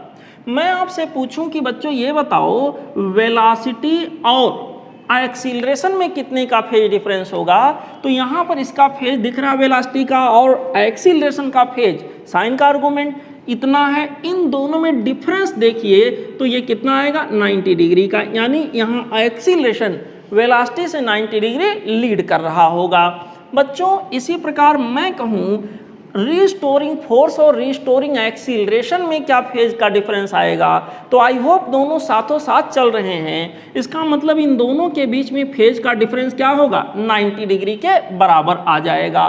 ठीक है बच्चों, अगर मैं आपसे फिर से एक सवाल करूं कि बेटा जी डिस्प्लेसमेंट और एक्सीलरेशन के बीच का फेज डिफरेंस बताइए क्या होगा। देख लो सर, यहाँ ओमेगा टी है और यहाँ ओमेगा टी प्लस 180 है, इसका मतलब इनके बीच का फेज का डिफरेंस कितना हो जाएगा 180 डिग्री। कौन आगे होगा फेज में? ऑब्वियसली एक्सीलरेशन आगे होगा। अगर मैं वेलोसिटी और यहाँ के अंदर रिस्टोरिंग फोर्स में फेज का डिफरेंस देखना चाहूँ तो यहाँ ओमेगा टी प्लस 90 डिग्री है और यहाँ ओमेगा टी प्लस 180 डिग्री है, तो इनके बीच भी फेज का डिफरेंस 180 डिग्री का होगा। बच्चों इसी प्रकार से मैं वेलोसिटी और किसी और चीज़ के कोई भी जो जितने कॉम्बिनेशन बने, मैं कहता हूँ जितने कॉम्बिनेशन बन पाए आप बना के देख लो किसके बीच कितना कितने का फेज डिफरेंस है। कोई भी दो उठाओ बच्चों, उनके बीच का फेज डिफरेंस आप बहुत ईजिली यहाँ देख सकते हैं। और एक समानता क्या है इन सब में, जितने एंगुलर फ्रीक्वेंसी से डिस्प्लेसमेंट में परिवर्तन होगा उतने एंगुलर फ्रीक्वेंसी से वेलोसिटी में परिवर्तन होगा और उतने ही एंगुलर फ्रीक्वेंसी से रिस्टोरिंग एक्सीलरेशन में परिवर्तन होगा और उतने ही रिस्टोरिंग एक्सीलरेशन से यहाँ पर रिस्टोरिंग फोर्स में चेंज देखने को मिलेगा। ठीक है बच्चों, ये था यहाँ के अंदर जो पैरामीटर्स हमारे हैं displacement, velocity, restoring acceleration, restoring force, उनके बीच में बच्चों होने वाले वेरिएशन की तुलना, कंपैरिजन। बच्चों एसएचएम में एक बड़ा कॉमन सा क्वेश्चन ये होता है, कोई बॉडी कोई पार्टिकल एसएचएम कर रहा है तो इसमें ये पूछा जाता है कि दो पर्टिकुलर पॉइंट के बीच में मोशन करने में वो बॉडी या वो पार्टिकल कितना समय लेगा, कितना टाइम लेगा, और टाइम पीरियड से कंपेयर करके पूछा जाता है कि t/3 t/2 समथिंग ऐसे। यहाँ पर मान लीजिए हमसे पूछा गया बच्चों कि x = 0 से कोई SHM करता हुआ particle x equal to suppose करिए ये बाई 2 तक जा रहा है। मान लीजिए x इक्वल टू 0 से चलकर x इक्वल टू प्लस ये बाई 2 तक ये जा रहा है, कितना समय यहाँ लगेगा, ये सवाल है। तो बच्चों इसको कैलकुलेट करने का सिंपल सा तरीका होता, आप लीनियर SHM का इक्वेशन लिखो स्टैंडर्ड वाला, x equal to A sine of omega T plus five. Equation लिखने के बाद आप देखो कहाँ से चले हो, जहाँ से चले थे वो इनिशियल पॉइंट था, और कहाँ पे पहुँचे हो, जहाँ पे आप पहुँच रहे हो वो फाइनल पॉइंट है। इनिशियल पॉइंट पर आप देखो यहाँ के अंदर ओमेगा टी प्लस फाइव में ओमेगा टी प्लस फाइव तो फेज हुआ, और फाइव क्या हुआ, इनिशियल फेज हुआ। और जहाँ पे आप जाके पहुँच रहे हो बच्चों, वहाँ पर x की जितनी भी वैल्यू हो यहाँ लिख दो। कितना लिखेंगे, a बाई 2 साइन ऑफ, यहाँ के अंदर बच्चों t तो मुझे कैलकुलेट करना है, फाइव की वैल्यू कितनी रहेगी, फाइव क्या है, इनिशियल फेज। तो जहाँ से चले थे उस पॉइंट का फेज हम मोशन की शुरुआत यहाँ से मानेंगे, और यहाँ से अगर मानेंगे तो यहाँ का जो फेज होगा x इक्वल टू 0 पर फेज है और पॉजिटिव एक्सट्रीम की ओर मोशन हो रहा है, तो x इक्वल टू 0 का जो फेज होगा वो कितना होगा, 0 डिग्री। तो बच्चों क्या बना, 1/2 equal to sine omega T, यानी ओमेगा टी जो हमारे पास आया 30 डिग्री होगा, और 30 डिग्री को रेडियन में बदल के रखें बच्चों तो क्या होगा, π/6 रेडियन। ओमेगा को मैं लिखूंगा 2 pi by capital T into small T, यहाँ हो गया पाई बाई क्या आ गया 6। मेरे प्यारे बच्चों यहाँ के अंदर आप देखो तो पाई पाई दोनों साइड से होगा कैंसिल, और स्मॉल टी की वैल्यू जो यहाँ के अंदर निकल के आएगा, स्मॉल टी की वैल्यू जो यहाँ के अंदर निकल के आएगी बच्चों, वो हो जाएगी कैपिटल टी बाई 12। तो एक यहाँ कंक्लूजन ये निकला कि भाई यहाँ से x इक्वल टू 0 से प्लस a बाई 2 तक जाने में जो समय लगेगा वो लगेगा t बाई 12। यहाँ से यहाँ तक जाने में जितना समय लगेगा, यहाँ से यहाँ तक आने में भी उतना ही समय लगेगा। तो आपसे पूछा जो 0 से a बाई 2 तक जाने में समय या a बाई 2 से 0 तक आने में लगा समय, वही होगा t बाई 12। ठीक है बच्चों।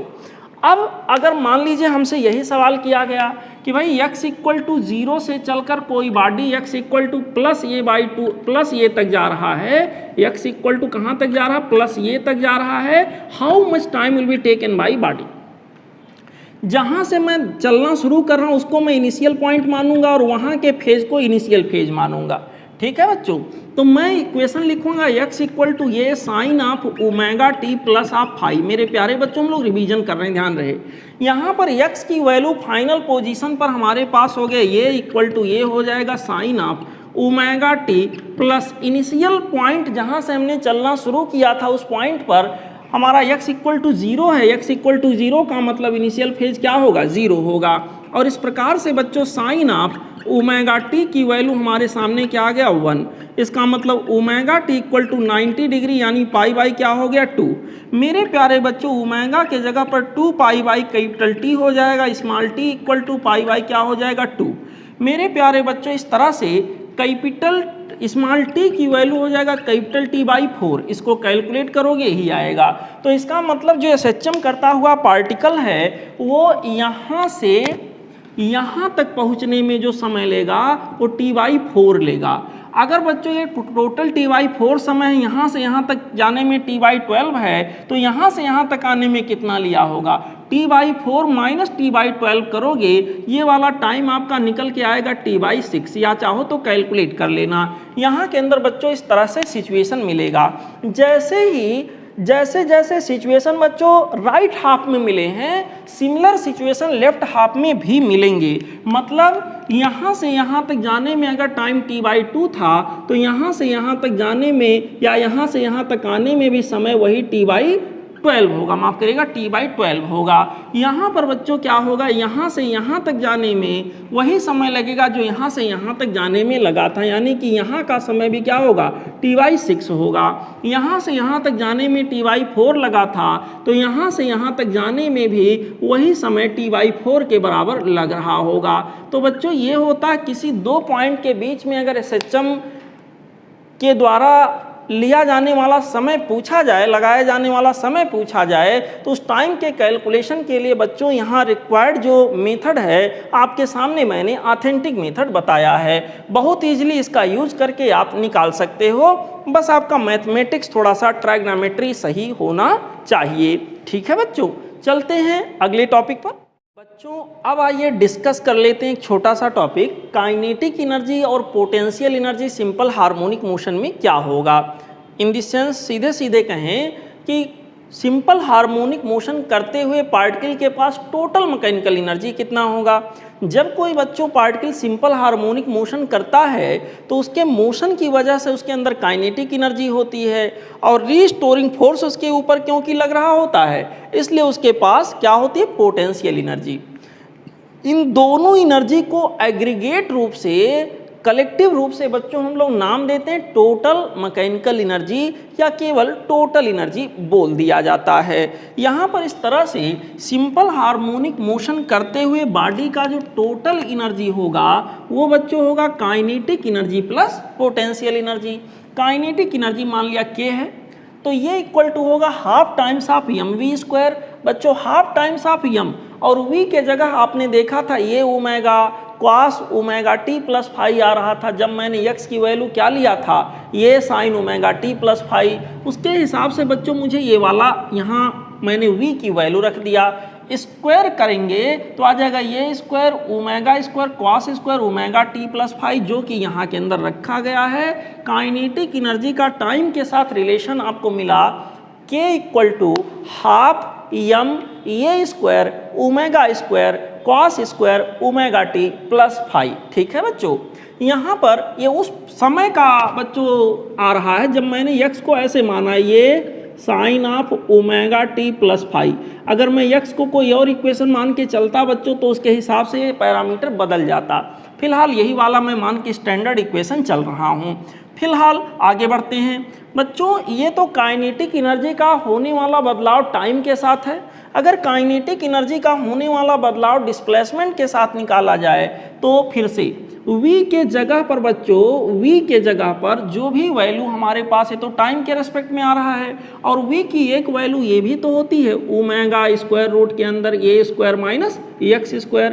v की वैल्यू ला करके बच्चों मैं यहाँ के अंदर रख देता हूँ v के स्थान पर, तो हो जाएगा हाफ टाइम्स ऑफ m और v के जगह हो जाएगा ओमेगा स्क्वायर रूट के अंदर a square minus x square और इस टोटल का क्या हो जाएगा, होल स्क्वायर।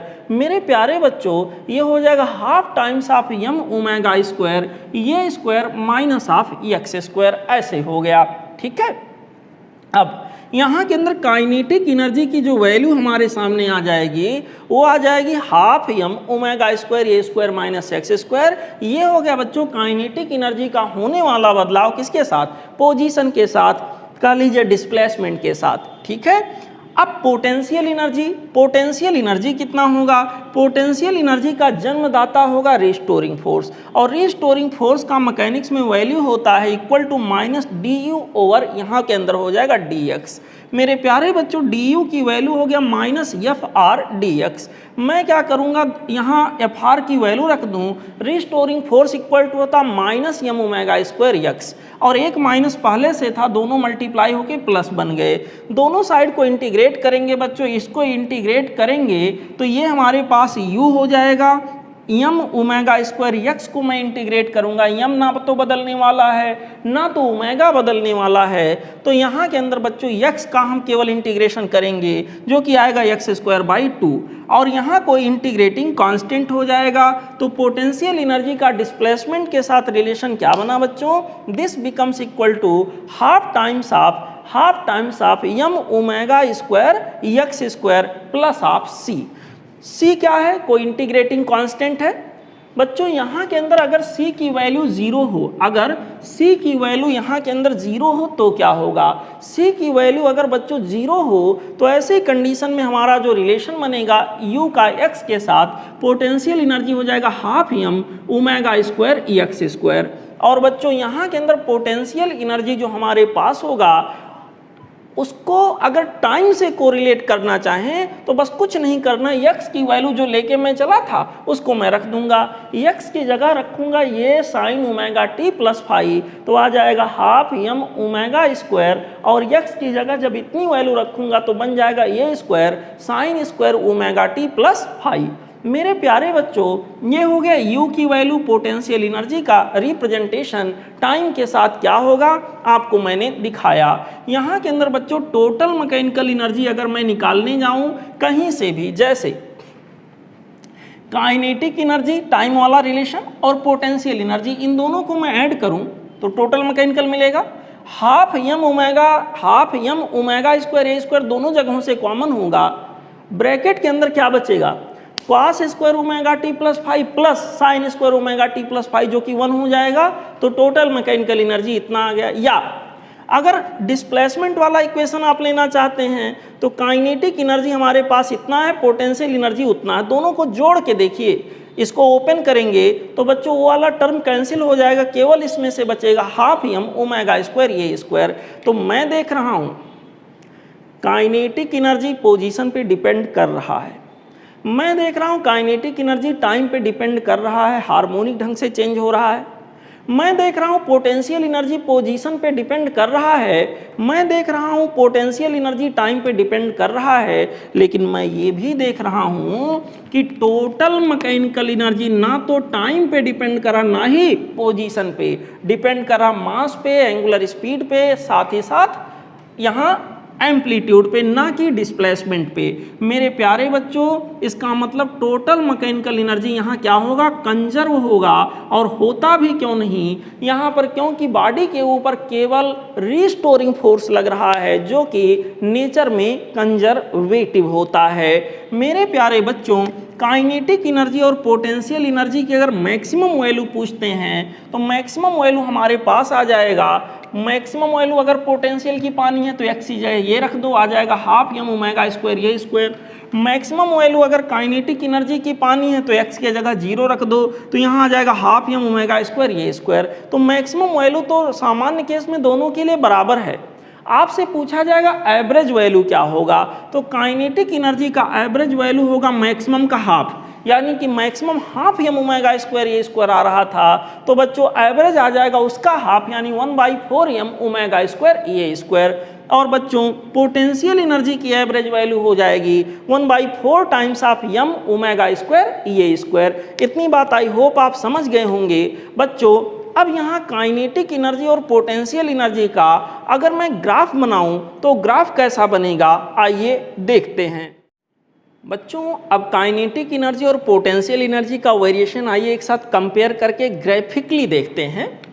ये रहा axis for energy, energy in the sense, इसी में काइनेटिक एनर्जी, पोटेंशियल एनर्जी सबको हम दिखाएंगे। और ये रहा टाइम का एक्सिस। बच्चों अगर मैं डिस्प्लेसमेंट का इक्वेशन ये लेके चलता, ये sine omega T plus phi या प्लस फाई को 0 कर देता, मतलब मैं ये मान के चलता हूँ कि कोई SHM ऐसे हो रहा है और SHM की शुरुआत x=0 से हो रही है, बिल्कुल स्टैंडर्ड केस आगे बढ़ रहा है, यूं टू एंड फ्रो मोशन हो रहा है, शुरुआत यहाँ से हुई और राइट वर्ड गया, ऐसे हो रहा है। तो ऐसे पर्टिकुलर सिचुएशन में अगर मैं काइनेटिक एनर्जी का इक्वेशन बनाऊंगा तो बनेगा हाफ यम ओमेगा स्क्वायर ये square cos square omega T, और अगर मैं पोटेंशियल एनर्जी का इक्वेशन बनाऊंगा तो बनेगा हाफ यम ओमेगा स्क्वायर ये square sine square omega T. ठीक है बच्चों, प्लस 5 मैंने छोड़ दिया, स्टैंडर्ड केस लेके यहाँ हम तुलना करा रहे हैं। देखिए बच्चों, जब t की वैल्यू 0 होगा तो साइन समथिंग 0, साइन 0 अगर आ गया तो 0 हो जाएगा, मतलब पोटेंशियल एनर्जी क्या होगा 0। मोशन की शुरुआत सेंटर से हो रही, सेंटर पर रिस्टोरिंग फोर्स 0 होगा, तो रिस्टोरिंग फोर्स का जन्मदाता, जो कि जन्मदाता है कह सकते हैं रिस्टोरिंग फोर्स किसका, पोटेंशियल एनर्जी का। तो सेंटर पे रिस्टोरिंग फोर्स 0 होने का मतलब सेंटर पे पोटेंशियल एनर्जी भी 0 होगा। आप देख सकते हैं t की वैल्यू जब मैंने 0 लिखा तो बच्चों यहाँ पोटेंशियल एनर्जी क्या मिला 0, तो पोटेंशियल एनर्जी के ग्राफ की शुरुआत t=0 से होगा, मतलब कि ओरिजिन से होगा। बच्चों यहाँ पर अब मैं बात करता हूँ काइनेटिक एनर्जी की। काइनेटिक एनर्जी में t की वैल्यू 0 रखूँगा तो कॉस जीरो की वैल्यू मैक्सिमम आ जाएगी, यानी उस समय काइनेटिक एनर्जी क्या होगी, मैक्सिमम होगी। मैक्सिमम का मतलब हो जाएगा हाफ एम ओमेगा स्क्वायर ए स्क्वायर। ठीक है बच्चों, जैसे जैसे पार्टिकल आगे बढ़ेगा काइनेटिक एनर्जी घटता जाएगा और पोटेंशियल एनर्जी बढ़ता जाएगा। एक समय ऐसा आएगा काइनेटिक एनर्जी जीरो हो जाएगा और पोटेंशियल एनर्जी मैक्सिमम हो जाएगा। काइनेटिक एनर्जी, ये जो रेड वाला ग्राफ है काइनेटिक एनर्जी को शो कर रहा है, ग्रीन वाला यहाँ पोटेंशियल एनर्जी को शो कर रहा है। काइनेटिक एनर्जी मिनिमम हो गया तो पोटेंशियल एनर्जी मैक्सिमम हो गया।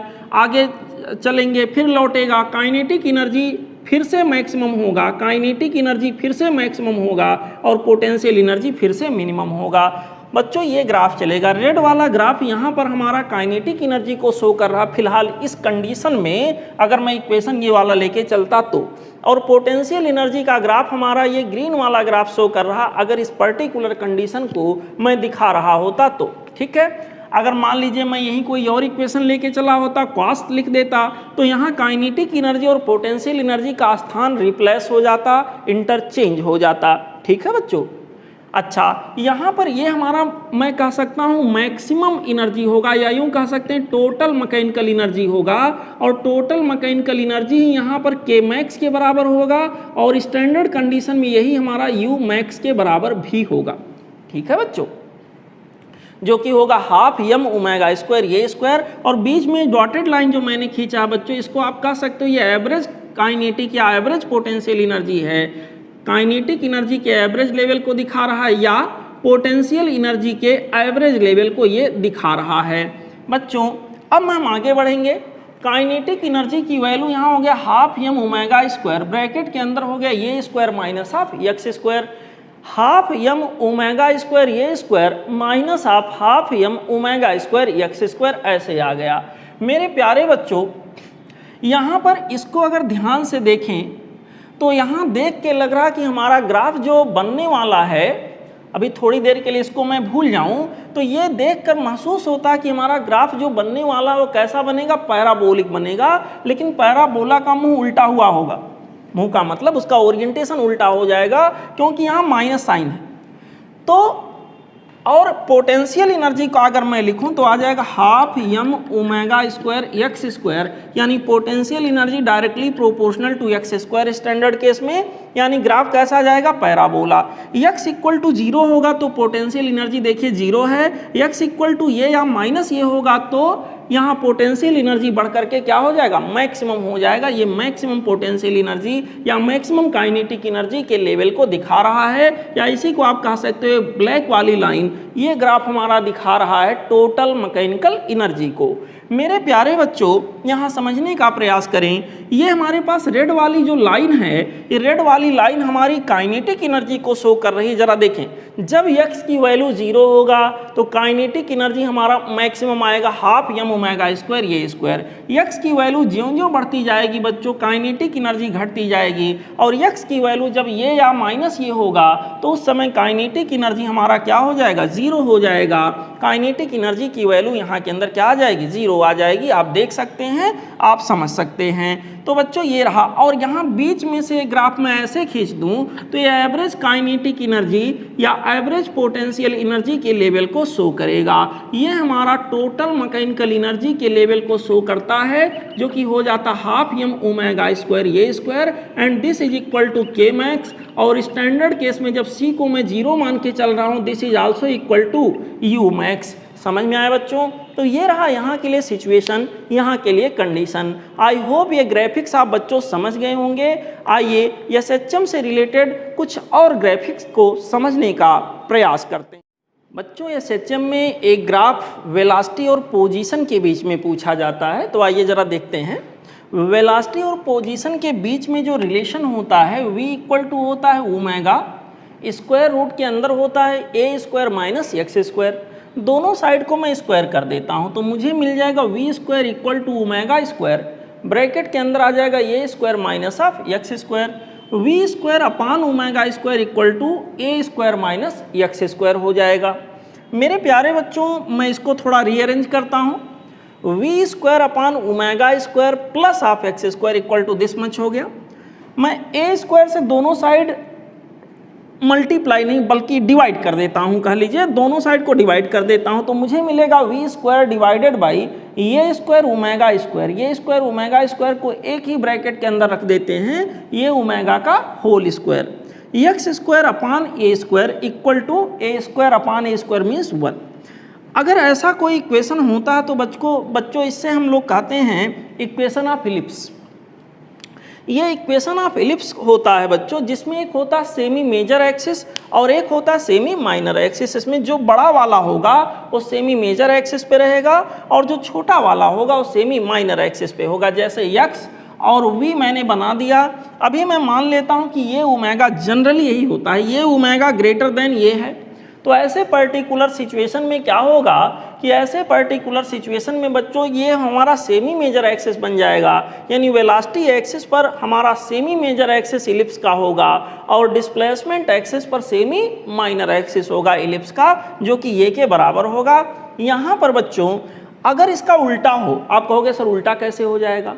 बेटा यहाँ आप यहाँ ए ओमेगा लिखो और यहाँ ये लिखे हो तो ये तो बड़ा होना चाहिए, छोटा कैसे हो जाएगा?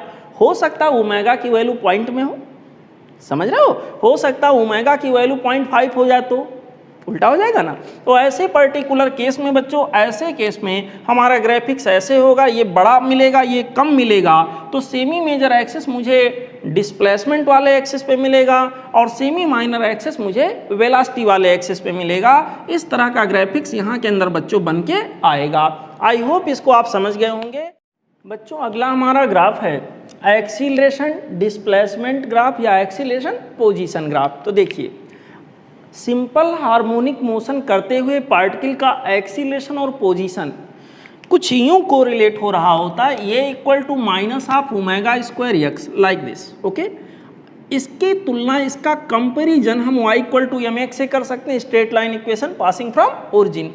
तो बच्चों ऐसे पर्टिकुलर केस में हमारे पास क्या होगा, यम for gradient means tan theta means slope, इसकी वैल्यू बच्चों मेरे पास आ जाएगी माइनस ओमेगा स्क्वायर, यानी कि थीटा की वैल्यू यहाँ 90 डिग्री से ज़्यादा आना और ग्राफ कैसा होना है, स्ट्रेट लाइन।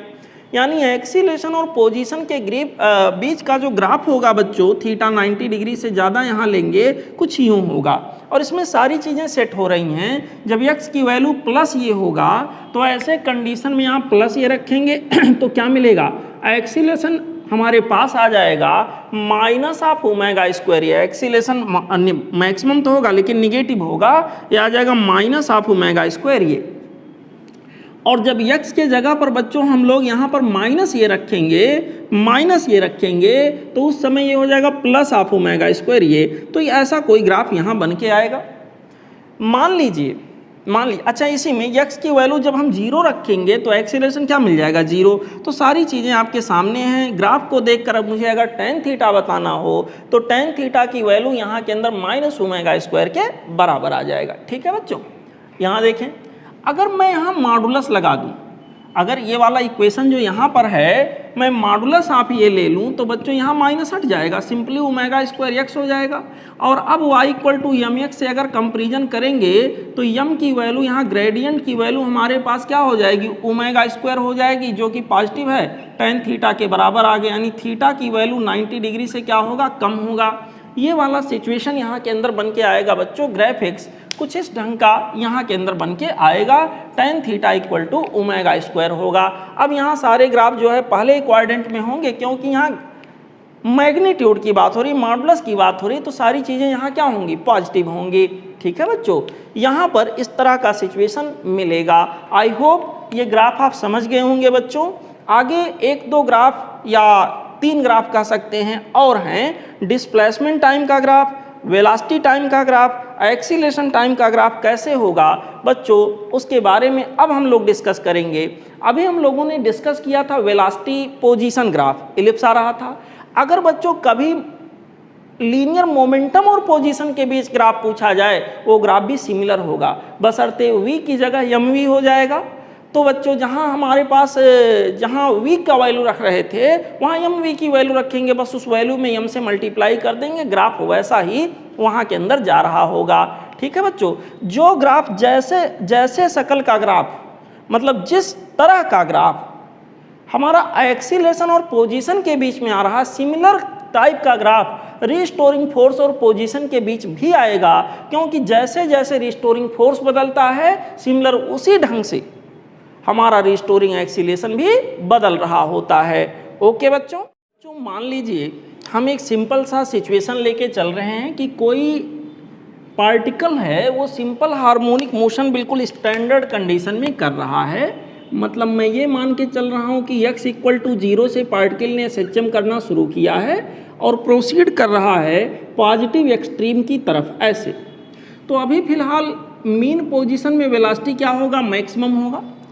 और यहाँ x इक्वल टू क्या है, 0। t इक्वल टू 0 पर बच्चों दो चीज़ें हमें दिख गई, वेलोसिटी मैक्सिमम होगा और डिस्प्लेसमेंट 0 होगा, साथ ही साथ यहाँ के अंदर एक्सीलरेशन भी 0 होगा मीन पोजीशन पे।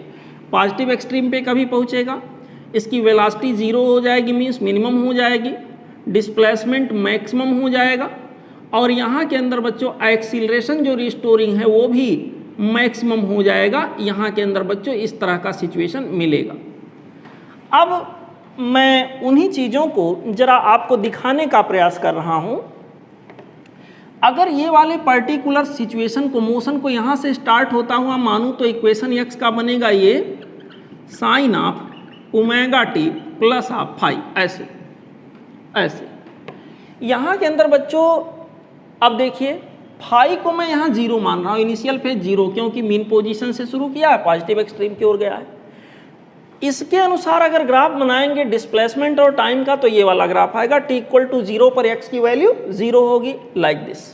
ठीक है, यहाँ इनिशियल फेज क्या है, 0 डिग्री, वेलोसिटी डिस्प्लेसमेंट में इनिशियल फेज 0 डिग्री है। तो मैंने बताया था वेलोसिटी डिस्प्लेसमेंट से 90 डिग्री लीड करता है, तो इसमें इनिशियल फेज क्या होगा, 90 डिग्री होगा, यानी वेलोसिटी अपने मैक्सिमम वैल्यू पर उस समय होगा। वेलोसिटी का इक्वेशन बनेगा यहाँ पर ये ओमेगा कॉस ओमेगा टी, यानी टी की वैल्यू 0 रखूँ तो वेलोसिटी मैक्सिमम मिलेगा। जब हमारा x 0 है तो वेलोसिटी मैक्सिमम हो गया। जब बच्चों x की वैल्यू मैक्सिमम है यानी एक्सट्रीम पे पहुँच गया तो वेलोसिटी 0 हो गया। जब हमारा यहाँ पर x की वैल्यू 0 हो गया, x की वैल्यू 0 मतलब फिर से मीन पोजीशन में लौट आया, तो वहाँ पर वेलोसिटी फिर से मैक्सिमम हो गया, लेकिन निगेटिव डायरेक्शन में है। यहाँ पर बच्चों जब x की वैल्यू हमारी क्या हो गई, फिर से निगेटिव मैक्सिमम हो गई, तो वेलोसिटी फिर से क्या हो गया, 0 हो गया। ये वेरिएशन यहाँ के अंदर चलता रहेगा। अब एक्सीलरेशन की बात करें, एक्सीलरेशन जो है वो बच्चों डिस्प्लेसमेंट से 180 डिग्री का फेज डिफरेंस रखता है। तो बिल्कुल इस ग्राफ का अगर मिरर इमेज बना दें, ये ग्राफ जो ऐसे जा रहा है उसको ऐसे कर दीजिए, जो ऐसे गया उसके जगह पर ऐसे कर दीजिए, इसका जस्ट मिरर इमेज एक तरह से बन जाएगा यहाँ पर एक्सीलरेशन टाइम ग्राफ में। ठीक है, यहाँ पर इनिशियल फेज वेलोसिटी में हमारा 90 डिग्री हुआ, तो यहाँ एक्सीलरेशन में जो इनिशियल फेज होगा वो भी सॉरी ये कितना हो जाएगा, 180 डिग्री। ठीक है, तो ये सारे सिचुएशन यहाँ मिलेंगे। जैसा ग्राफ हमारा एक्सीलरेशन और टाइम के बीच में गया है वैसा ही ग्राफ बच्चों रिस्टोरिंग फोर्स और टाइम के बीच में भी जाएगा। ये बच्चों जब भी मैंने डिस्प्लेसमेंट, वेलोसिटी और इसके अलावा acceleration, restoring force, kinetic energy, potential energy, इन सब के ग्राफ को बच्चों मैंने यहाँ आपको दिखाने का प्रयास किया। जब भी टाइम के रेस्पेक्ट में तो मैंने आपको सिचुएशन दिखाया, कौन से सिचुएशन में, मतलब अगर ये सिचुएशन बदलूंगा तो ये ग्राफ भी चेंज हो जाएगा। ठीक है, t इक्वल टू 0 पर क्या था, इनिशियल फेज क्या था, जहाँ से मोशन की शुरुआत हुई वहाँ क्या कंडीशन बन रही थी, वो इस इक्वेशन से पहचानते हैं। मैंने बिल्कुल स्टैंडर्ड इक्वेशन लेके ये सारी बातें मैंने आपको समझाई हैं। अगर बच्चों यहाँ पर ये स्टैंडर्ड बदला जाएगा तो ग्राफ भी अकॉर्डिंगली बदल जाएगा, इस बात का ध्यान रखिएगा। एक बेसिक चीज़ मैंने आपको समझाने का प्रयास किया है। अब बच्चों यहाँ पर एक चीज़ और जान लीजिए, काइनेटिक एनर्जी के ग्राफ में जब हम लोग देखे थे, काइनेटिक एनर्जी का एक्सप्रेशन आ रहा था हाफ m ओमेगा स्क्वायर ये स्क्वायर, और यहाँ के अंदर आ रहा था cos square omega T, cos omega T नहीं, कॉस स्क्वायर ओमेगा टी। तो ऐसे पर्टिकुलर सिचुएशन में क्या था कि कॉस स्क्वायर होने की वजह से इसको सॉल्व करके देखें तो काइनेटिक एनर्जी के चेंज होने की जो फ्रीक्वेंसी होगी वो डबल हो जाएगी as compare to displacement, as compare to velocity, as compare to acceleration, as compare to restoring force. Similarly जो हमारा पोटेंशियल एनर्जी है, पोटेंशियल एनर्जी के भी चेंज होने का जो रेट होगा, वहाँ भी स्क्वायर आ रहा था, साइन स्क्वायर था, पोटेंशियल एनर्जी के चेंज होने की जो फ्रीक्वेंसी होगी वो भी displacement, velocity, acceleration, restoring force के कंपैरिजन में डबल हो जाएगा। आई होप ये बात आपके दिमाग में सेट हो गया होगा बच्चों, इसको अच्छे से बैठा लीजिए। मैं कहता हूँ कि मैं कहता हूँ बच्चों डिस्प्लेसमेंट के चेंज होने की एंगुलर फ्रीक्वेंसी है 10 रेडियन पर सेकेंड, 10 रेडियन पर सेकेंड। तो आप बताइए काइनेटिक एनर्जी के चेंज होने की फ्रीक्वेंसी क्या होगी बच्चों? हो जाएगी 20 रेडियन पर सेकेंड। और मैं पूछ रहा हूँ पोटेंशियल एनर्जी के चेंज होने की फ्रीक्वेंसी क्या होगी? ये भी हो जाएगी 20 रेडियन पर सेकेंड। मैं पूछ रहा हूँ आप बताइए यहाँ के अंदर कि जो हमारा टोटल एनर्जी है, टोटल एनर्जी के चेंज होने की क्या फ्रीक्वेंसी होगी? तो टोटल एनर्जी तो कांस्टेंट है ना बच्चों। जो चीज़ कांस्टेंट होता है मीन्स चेंज ही नहीं होता है, उसके चेंज होने की फ्रीक्वेंसी इनफाइनाइट होगी। और मैं कह दूं कि माफ़ करिएगा, उसके चेंज होने की फ्रीक्वेंसी 0 होगी। और मैं कह दूं कि उसका टाइम पीरियड क्या होगा? तो जितने समय में एक साइकिल पूरा करे वो साइकिल कहाँ पूरा कर पाएगा, इनफाइनाइट समय लग जाएगा मैथमेटिकली। बच्चों यहाँ के अंदर टाइम पीरियड टोटल एनर्जी के लिए क्या आ जाएगा? इनफाइनाइट। और टोटल एनर्जी के लिए फ्रीक्वेंसी क्या होगा? 0। बिल्कुल डीसी सिग्नल जैसा जा रहा हो तो फ्रीक्वेंसी क्या होगा? ऑब्वियसली 0 होगा। तो इस बात का ध्यान रखिएगा बच्चों, ऐसे क्वेश्चन आपके यहाँ एक्सपेक्टेड हैं, पूछे जाते हैं। ओके बच्चों।